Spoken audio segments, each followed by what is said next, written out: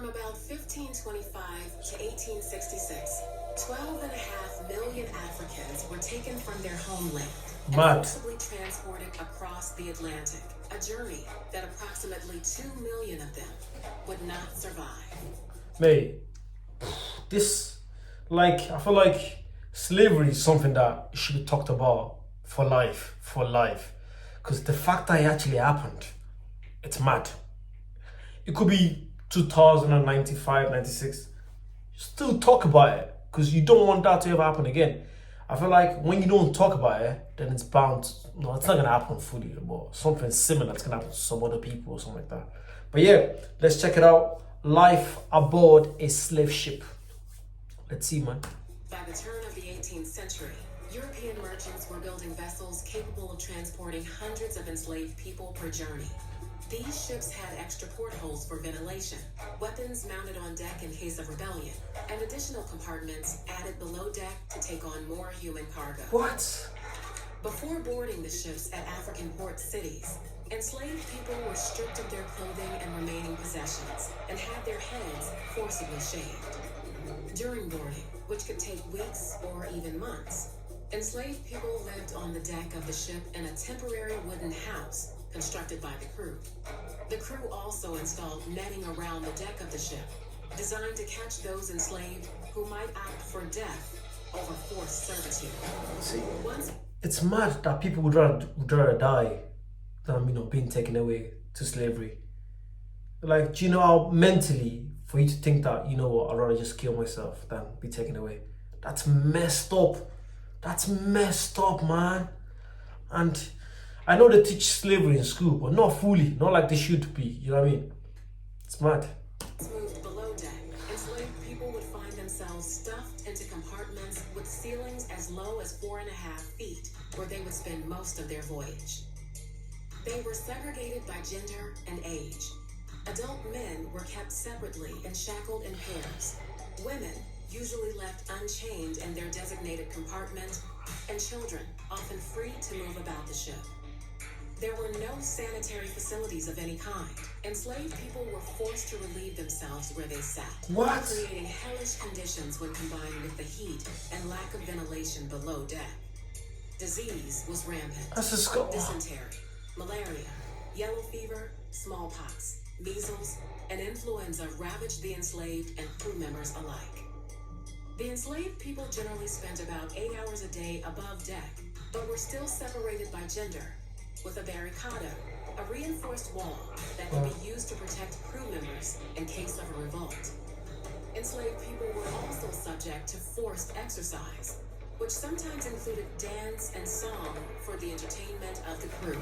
That's mad. Enslaved captives deemed disobedient were tortured and beaten, usually whipped with the especially cruel cat-o'-nine tails, a tool designed to inflict maximum pain. Enslaved people who refused to eat their typical meal of rice and beans were forced to do so, sometimes with a speculum oris, a medieval tool used to force open a person's mouth. Women, while usually left unshackled, were raped and sexually abused by members of the crew, sometimes around what kind of children? Mates, this is messed up. Like, I kind of knew that some messed up things were happening, but I didn't know it was this bad. Arriving in the new world, carrying the children of their attackers. But it was the women, using their minuscule freedoms, who would often coordinate mutinies against their captors. But these rebellions were rarely successful. The true extent of the horrors of the Middle Passage came to light in a 1783 court trial over the slave ship Zong. The Zong left present-day Ghana in August of 1781 with 442 enslaved on board. After a 2-month journey riddled with navigation errors, 62 enslaved people and 7 crew members had perished without reaching their destination. Disease was spreading throughout the ship, and fresh water was running dangerously low.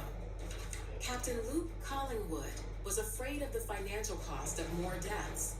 Enslaved people that died of disease were not covered by the ship's insurance, but the enslaved who drowned were. 130 enslaved people thrown overboard. He claimed it was necessary to do so to halt the spread of disease. At the trial between Zong's owners and their insurance company, the owners argued that because it was legal to kill That's mad. for the health of a ship, it was legal to treat enslaved people the same. The court agreed with the ship's owners, but the trial itself exposed the horrors aboard the Zong, and its story was republished by British abolitionists with the name of the ship redacted, meant to show that this tragedy could happen on any ship transporting enslaved people across the Middle Passage. Oh, this is really pissing me off. Sorry for my language. I mean, this happened years ago, but this is so... Because that could have been, that could have been me. Let's be honest, that could have been me, yeah? I'm lucky that I was born, in today's age. That could have been me. That could have been you watching. That could be everyone. Do you know what I mean?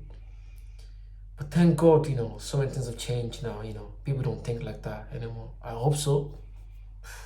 24 years after the Zong trial, the international slave trade was outlawed in both Great Britain and the United States. It would take England an additional 26 years, and the US another 58 years, plus a civil war, before the practice of slavery was officially abolished. That one was... I know I do a lot of reactions about, uplifting stuff, but this one needed to be done. Do you know what I mean? It's good to spread awareness to people out there, learn about the history, You could be white, black, whoever, Asian, whoever, watching this, you know what I mean? It's good to know the history of other people, so you know their pain, you know what I mean? What they've gone through, why they behave, whatever, sometimes. But yeah, hope you guys like and enjoy that. Let me know what you'd like me to check out next time, and I'll see you soon.